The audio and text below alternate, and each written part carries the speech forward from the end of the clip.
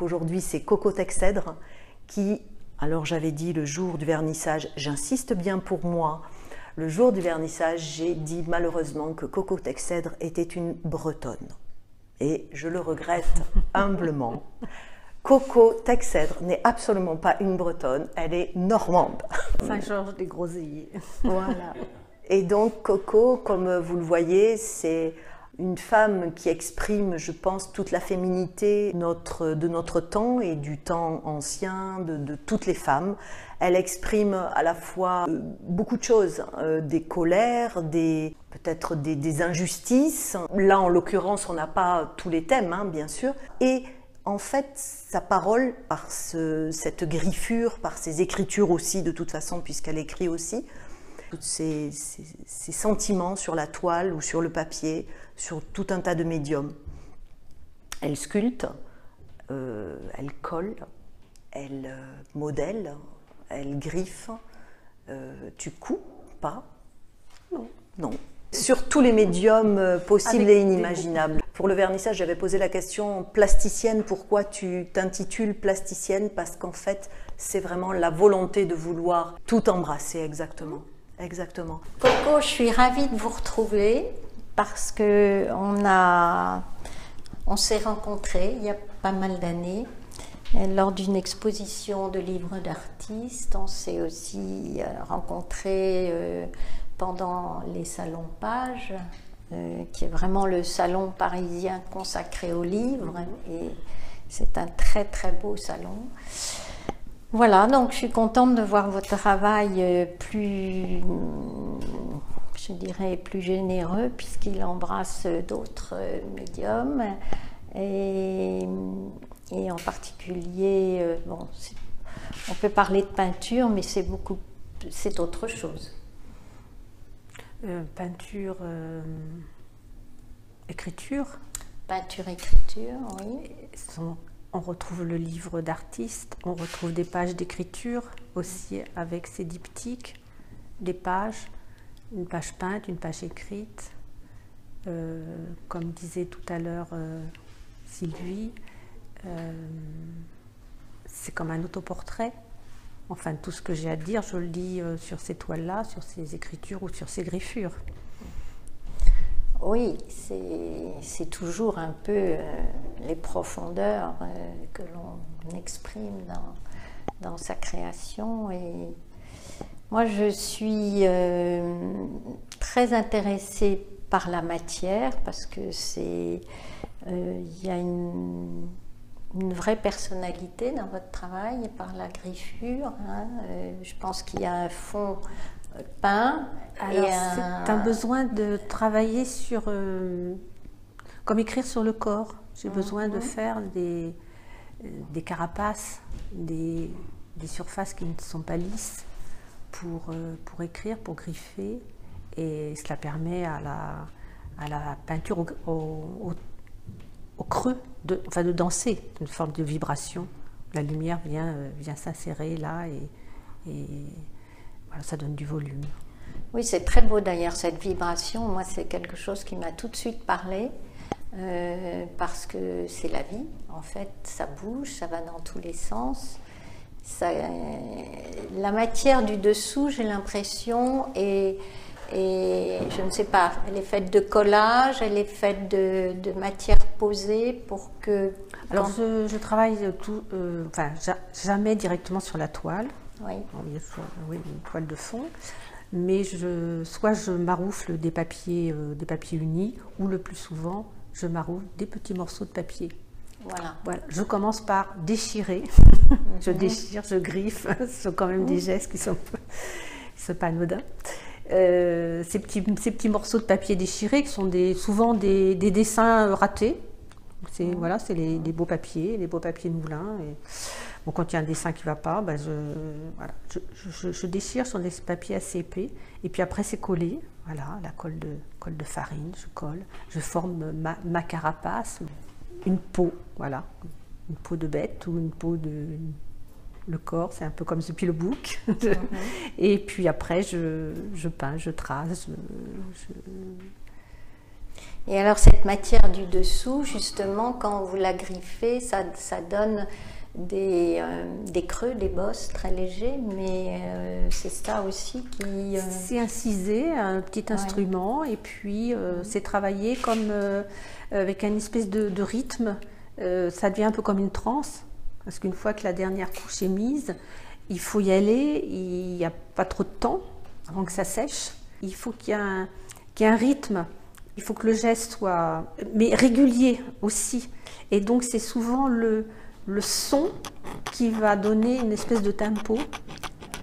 Je travaille sans musique, mais c'est le grattage, ou alors quand c'est l'encre sur le papier, c'est le rythme, c'est le son de la plume qui va donner le rythme. Voilà. En fait, ça devient, c'est une danse. Voilà. Il y a un moment, une fois que les préparations sont toujours très longues, et une fois que la dernière couche est mise, là, je plonge dedans.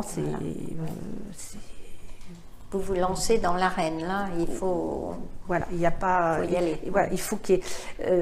le geste doit être à la fois fort et régulier, et c'est par le son que j'arrive à être pendant comme ça des heures avec le même geste.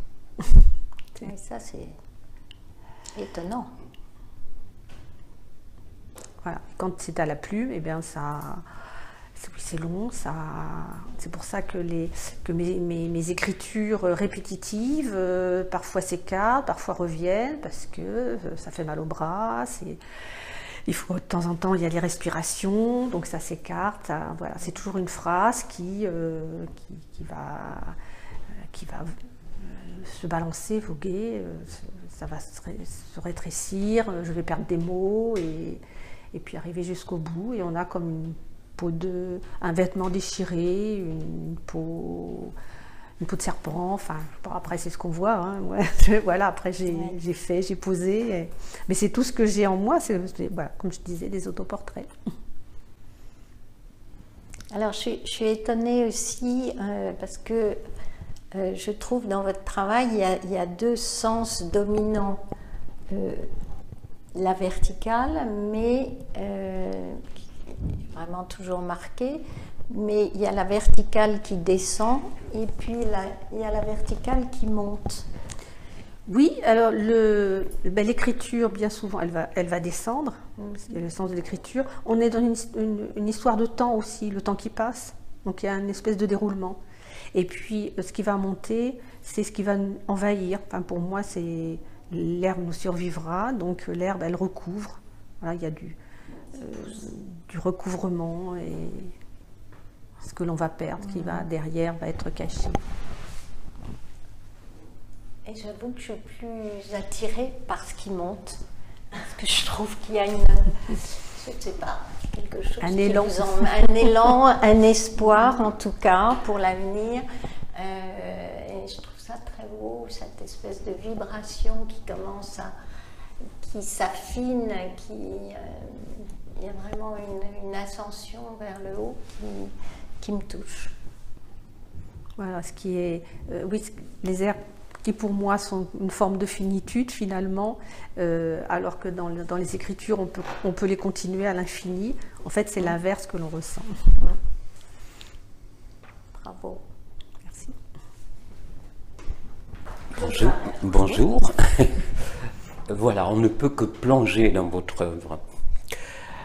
Parce qu'elle propose en fait un monde à partir d'un microcosme. On se retrouve projeté dans quelque chose de beaucoup plus vaste, autant dire un macrocosme. Je peux synthétiser mes impressions. le mieux par un poème que je vais vous lire. Et je voudrais que ce poème, si vous l'entendez, vous fasse question et que vous répondiez peut-être au parti pris de lecture qu'il avance. Microcosme, macrocosme, le flux t'emporte d'herbe en crue qui franchit, de pilosité pubienne, enrisée sur le sable, de mouvantes algues en zeste de mélancolie, pour composer et texturer, vitale, la somme des corps, en féminité, la source du paysage, agit, le brin qui désarme, et dit l'origine du monde depuis l'échancrure. Oh, on a tout. C'est-à-dire on a tout. On a le végétal, l'humain, on a la femme, on a le temps, oui, entre la pilosité, l'animal, le paysage aussi, qui de temps en temps apparaît. Voilà, je pense que vous avez bien fait le tour, vous avez tout vu. Tout ce qui peut apparaître, le temps, Merci. Ce que j'apprécie chez vous aussi, c'est que vous côtoyez l'écriture, enfin vous l'exercez, vous la côtoyez, vos multiples expériences avec des poètes éminents le prouvent aussi. Je découvre aussi dans la série qui est dans la galerie là-bas, des textes en fond. Je voudrais savoir comment ils ont été produits. Est-ce que c'est de l'écriture automatique? Est-ce que c'est les phrases de Rabelais? Ah, c'est des phrases de Rabelais. C'est des phrases de Rabelais parce que j'ai vu pour le premier, voilà. Mais après je savais Rabelais pas. a inventé des titres. Ça s'appelle la Bibliothèque Saint-Victor. C'était pour se moquer des titres ronflants qu'il y avait à l'époque, pour se moquer un peu de ses contemporains qui écrivaient des livres qu'ils devaient trouver inintéressants et prétentieux. Donc il s'est amusé à faire une bibliothèque, enfin avec des titres décalés. C'est donc assez amusant. Et donc j'ai repris ces titres-là, que je répète à l'infini comme des punitions en fait. Moi j'appelle ça, je les appelle mes punitions. Ah, des punitions. Voilà, comme à l'école on fallait recopier 500 fois, ça m'est arrivé de recopier les mots 500 fois. Donc c'est recopié comme ça. Et donc je me suis amusée à récupérer ces titres de Rabelais. Il y a une dimension humoristique dans votre travail aussi. Il y a des choses très très graves et puis de temps en temps, j'ai l'impression qu'il faut respirer, il faut souffler, il faut survivre et survivre par la dérision. Je crois que c'est important. Sinon on pleurerait tout le temps. Je lisais sur votre site aussi, donc vous aviez œuvré sur des livres pauvres, que vous appelez pauvres, avec Daniel Levers, que j'ai connu lors des journées de poésie de Rodez. Et je voudrais savoir, cette appellation qui est devenue maintenant courante et qui a fait le titre de certains livres d'ailleurs, je crois, je voudrais savoir ce qu'on met derrière ce pauvre. Oui, alors il y a quelques années, j'ai rencontré Daniel Levers qui m'avait donc proposé de faire ces livres pauvres. Alors c'est quelque chose qui, enfin je pense que c'est lui qui a mis au point ce jeu. Il met en relation un auteur et un plasticien. Ce sont des livres, alors il nous donne des papiers, c'est tout simple, c'est pour ça pauvre, parce que juste une page pliée. Il nous en donne 6, 4. Alors il y a soit il le donne d'abord au plasticien qui va faire un dessin, et après il va lui les envoyer à un poète qui lui va écrire sur, ou alors c'est l'inverse, voilà, je reçois un texte et puis je vais l'illustrer. Alors j'en garde un, le poète en garde un, et puis il y en a aussi pour des collections qui sont soit au prieuré Saint-Côme, soit dans les bibliothèques maintenant. Et lui, souvent, il y en a 4, lui a également un exemplaire et il organise des expositions un petit peu partout dans le monde. Ça a donné lieu à des très beaux catalogues également. Moi, ça m'a permis de faire des rencontres formidables avec des auteurs. Des fois, je ne les ai jamais rencontrés. On a correspondu. Pour moi, ces livres pauvres, ce sont des petits trésors. Alors que ce sont des choses qui sont hors commerce. C'est bien la règle du jeu. Peut-être plus de 100, enfin je ne sais plus maintenant, j'ai une petite collection, mais alors tout ça, ça tient dans 2-3 boîtes. Et quand je me dis, s'il y a le feu dans mon atelier, qu'est-ce que j'emporte? Et c'est ces livres pauvres-là, parce que c'est une telle richesse pour moi, voilà, j'en reviens. Ces livres pauvres, c'est mon trésor. Et donc, c'est ce que j'emporterai en premier, parce qu'il y a toutes ces rencontres, des centaines de rencontres. Voilà.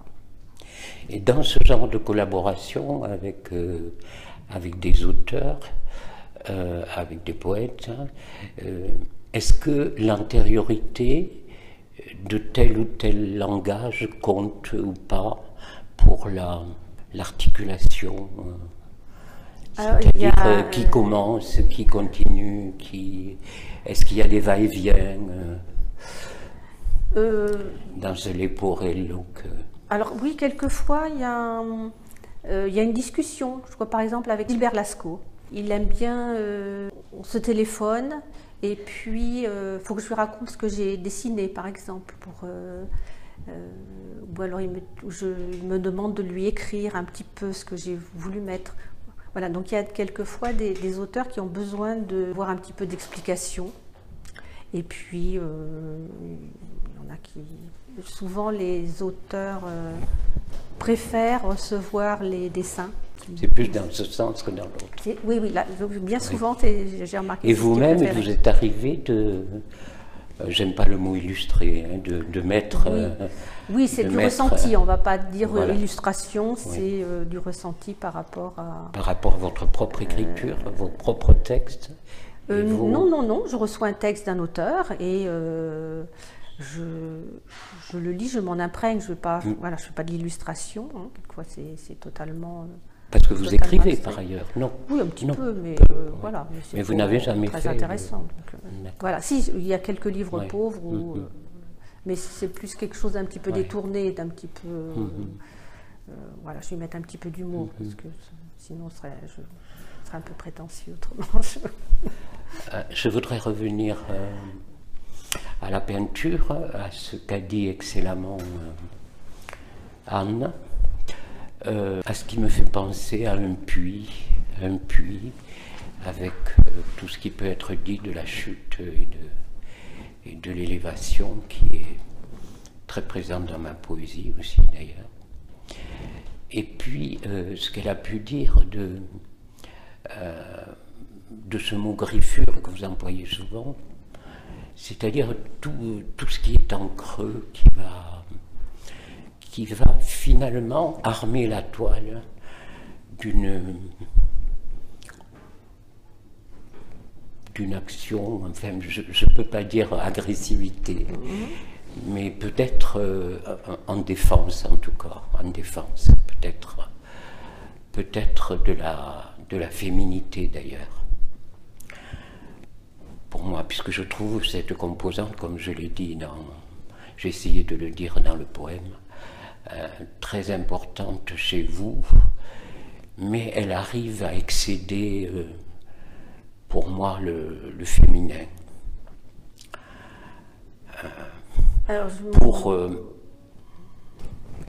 Oui, je vois pas, enfin, au niveau du féminin, bon, c'est ce que l'on me dit. Peut-être qu'on le retrouve, peut-être dans les écritures, dans les griffures, je le sens moins, mais peut-être, c'est au niveau peut-être de la répétition. Peut-être le geste où ces femmes qui brodaient, qui restaient confinées à tricoter, à broder. Et c'est ce geste un petit peu là, peut-être là que je reprends ce temps où ces femmes-là ne sont pas à l'extérieur, mais sont avec leur ouvrage à répéter toujours le même geste. Et j'y pense très souvent quand je fais, c'est pour penser à ces femmes qui étaient contraintes à la répétition de leur tâche. Oui, pour moi, c'était des peintures de l'intimité, qu'elles soient, mais d'une intimité qui peut être menacée et qui comporte effectivement certaines échancrures, certaines... Voilà, où on essaie de pénétrer, oui. On essaie Ces peintures, ces traces, ces griffures, je les ai faites quand même dans un... Il y a eu une recherche pour moi, comment représenter les pulsations de douleur de migraine. Et en même temps, elles ont commencé à un moment où j'avais eu des décès et je ne pouvais plus écrire. Avant, j'écrivais sur mes toiles uniquement. Et donc, j'ai commencé, il y a eu une période où je ne pouvais plus écrire, je ne pouvais plus que griffer, insérer, enfin, aller en creux. Et c'est comme ça que ces formes-là ont démarré. Il faut le dire.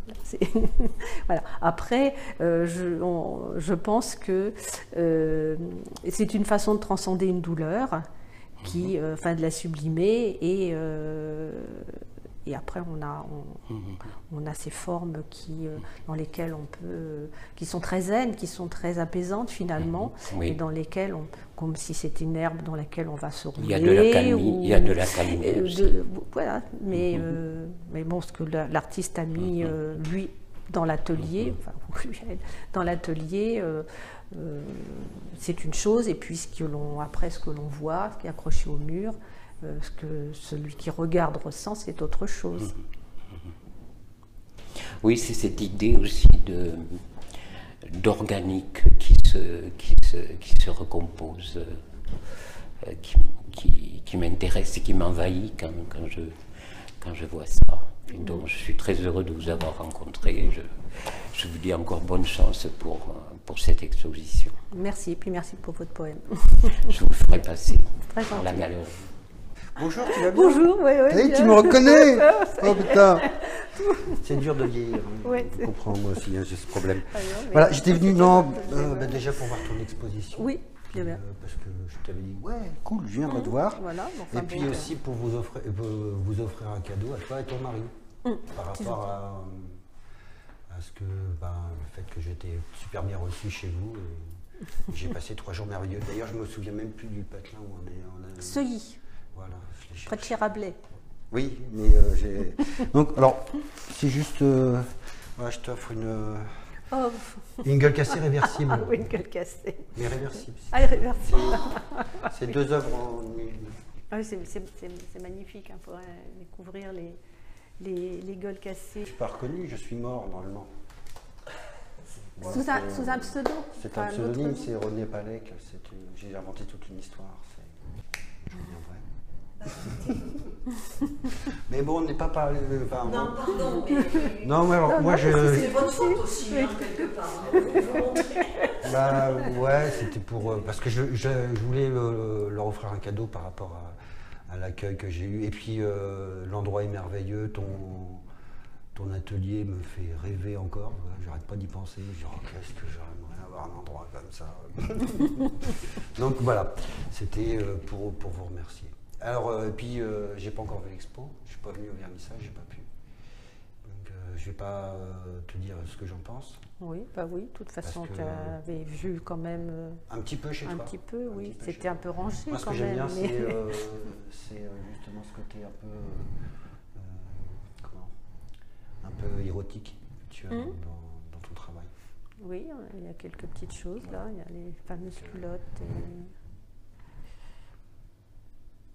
Oui, ce qui est érotique, c'est que...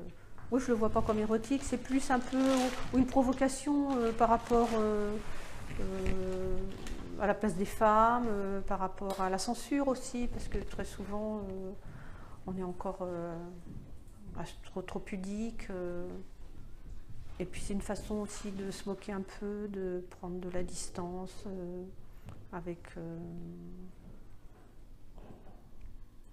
oui. Mais quand je te dis érotique, je pense aussi, quand je vois cela, c'est un peu ces formes, ils passent partout en forme de slip un peu.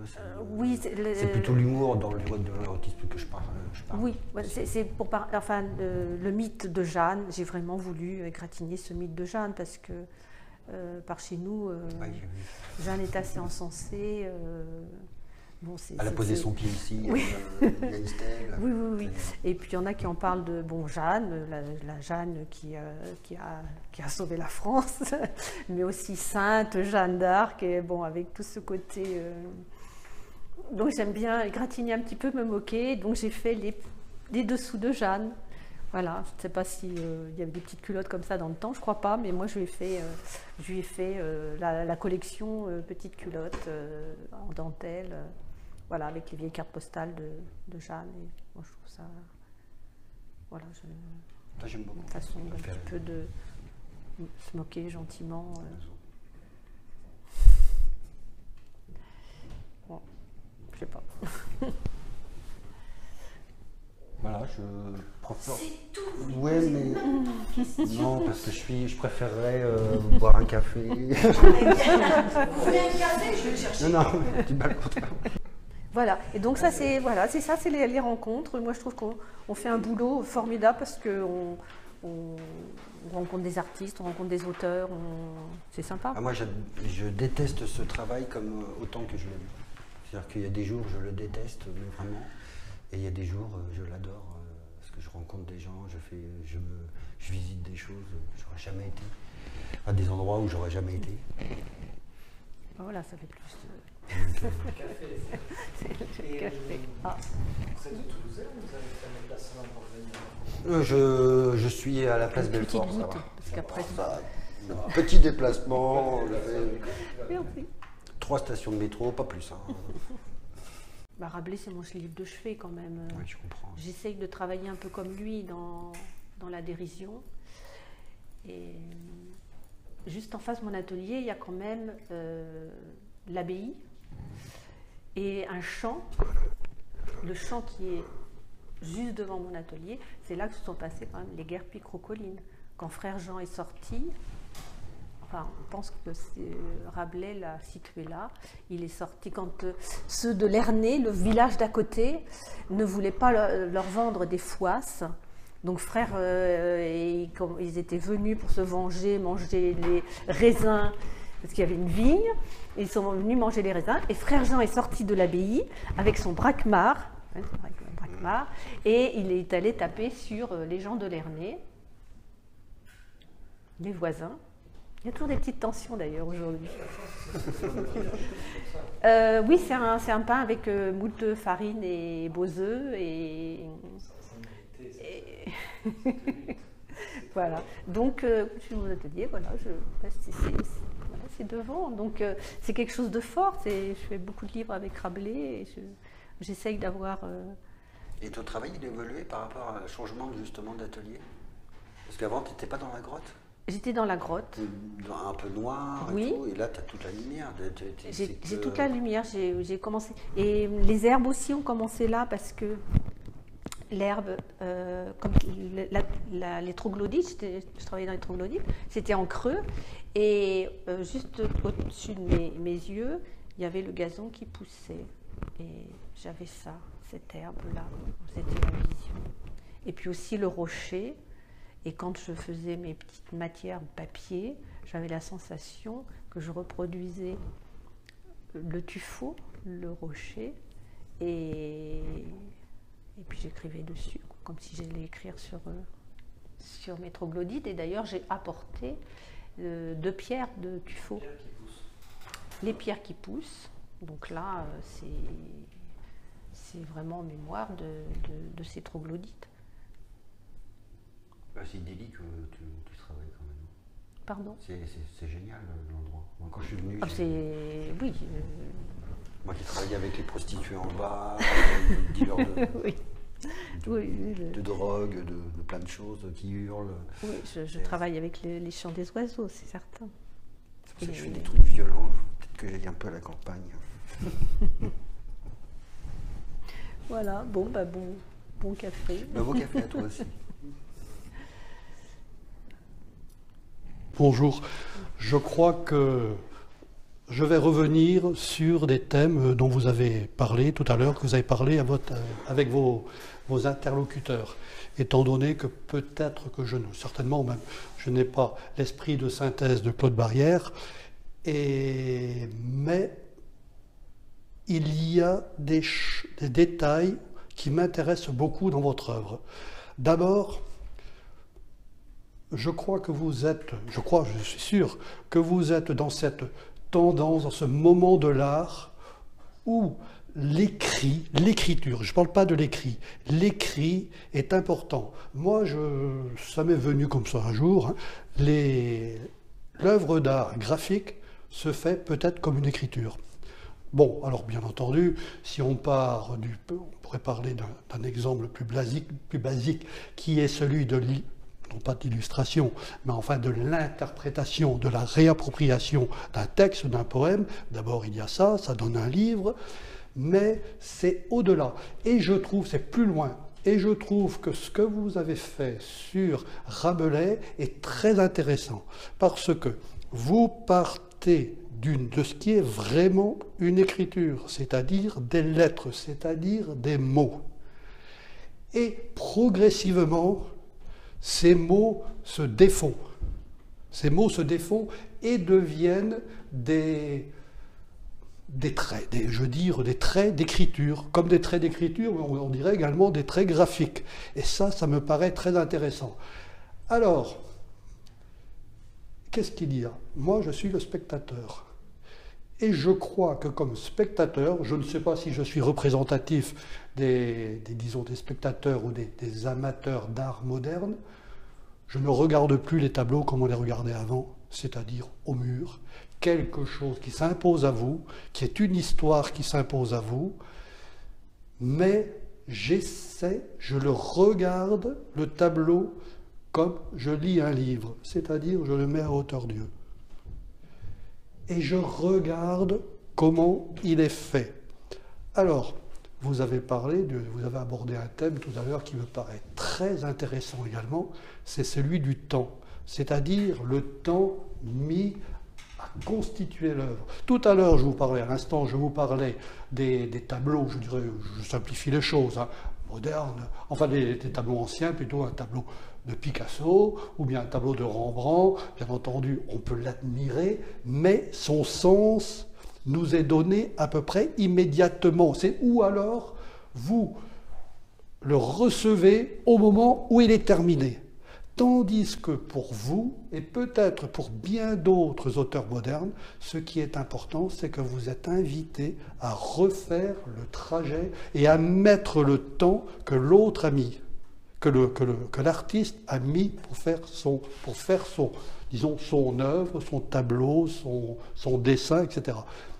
Je crois vraiment que l'autre jour, quand je suis venu au vernissage, vos textes, vos tissus, que j'appelle aussi, que je vois comme des tissus déchirés, de Rabelais, à partir de Rabelais, je crois que j'ai tout regardé, un peu comme si j'avais tout lu le poème, comme si j'avais tout lu le texte. Et alors, ça, bien entendu, c'est évident pour ces écritures qui tombent un peu en charpie, qui se déchirent, qui se défont, mais également je me suis comporté en tant que regardeur de la même façon pour ces tableaux dont tout à l'heure on disait que c'était la verticalité, mais une verticalité qui montait.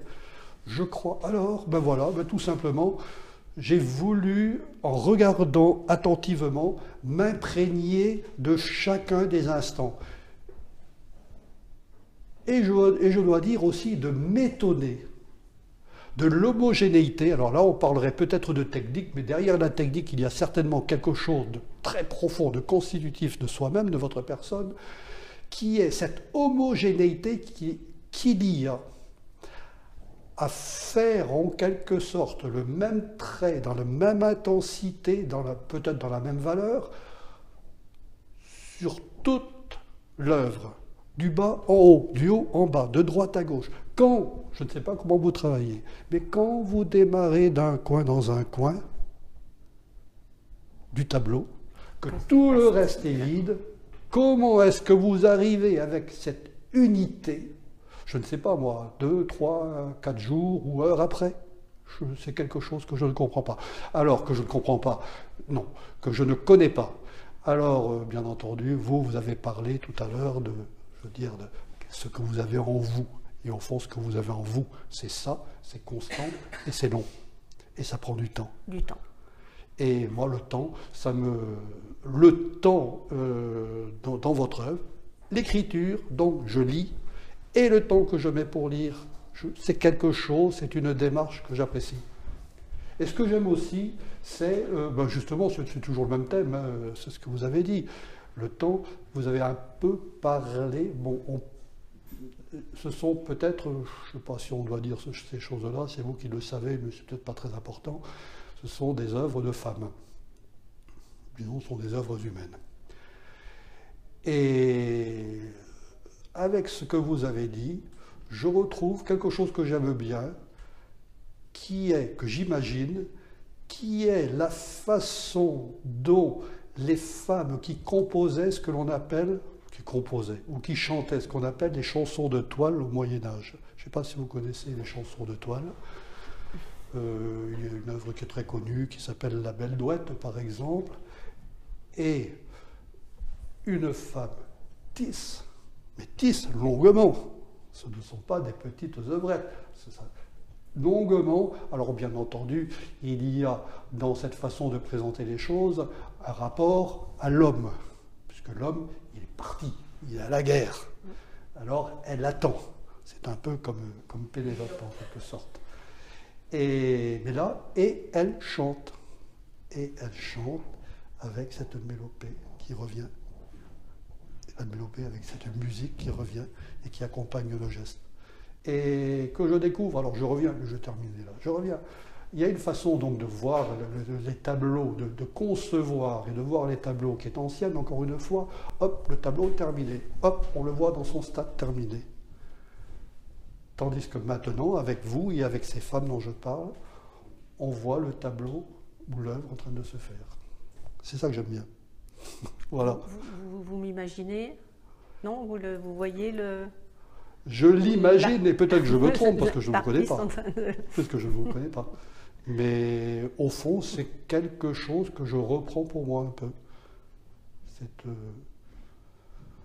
Cette lenteur. Mais il n'y a pas que la lenteur. Derrière la lenteur, vous avez dit que parfois il y avait la douleur, l'angoisse, ces choses-là. C'est-à-dire, en définitive, il faut faire passer sa vie. Je pense souvent dans mes écritures au Nushu. Alors c'était une écriture des femmes chinoises qui n'avaient pas le droit de sortir de chez elles, de converser entre elles. Et elles avaient inventé un langage par leur dentelle. Dans leur dentelle, une espèce de langage. Et c'est comme ça qu'elles communiquaient.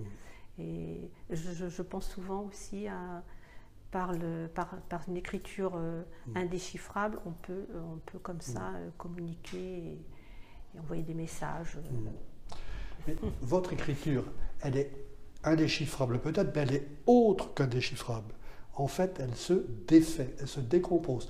Mais je dirais une autre chose aussi, c'est que Le déchirer, ça peut paraître négatif. Et en fait, ça ne l'est pas, parce que pourquoi? C'est esthétique, c'est beau, tout simplement. Il y a une œuvre qui est une espèce d'homogénéité, et je dirais belle, une beauté. Alors maintenant, je ne sais pas s'il faut introduire le nom de l'idée de beauté dans les œuvres maintenant, j'en suis pas si sûr. Et puis parfois, quand même, aussi, ça arrive, je veux dire, ça impose, et les vôtres le sont. Voilà. Mais merci de parler comme ça de mon travail, c'est bien, moi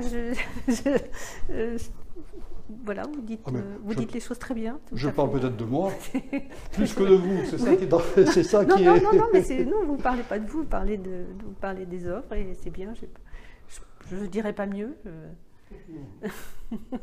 Voilà, c'est tout. Je suis agréablement surprise par ce travail. Je pense que tu passes vraiment beaucoup de temps. Je ressens un côté un peu labyrinthe aussi, cette écriture répétée en boucle. Je la vois tourner avec des allées, des venues. Elle est libérée de toute contrainte. Oui, parce que c'est plus une écriture. Oui, c'est pas une écriture. C'est un travail. Le sens n'a plus d'importance. La première phrase, oui, mais après, il y a plus de sens. Ça devient une image, ça devient une... C'est libéré de toute contrainte. Tu n'as pas... Est-ce que tu as un fil directif qui te permet de... Non, tu penses à rien. Non. Qu'à ton travail. C'est juste quelque chose de très technique. Oui. Je dis... refaire quelque chose qui est en dessous, toujours en dessous, la phrase, toucher la phrase en dessous, descendre.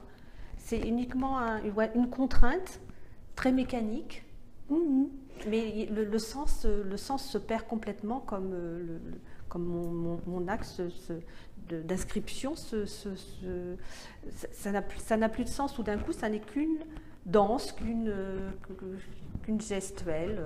Oui, oui. Et tout à l'heure, le monsieur qui était avant se demandait par où tu commençais, par où tu terminais, mais il me semble, j'écoutais par exemple celui-là, est-ce que je me trompe? Il me semble que tu as commencé vers là. Alors là, je ne peux pas dire non, tu sais exactement. Mais c'est pas grave.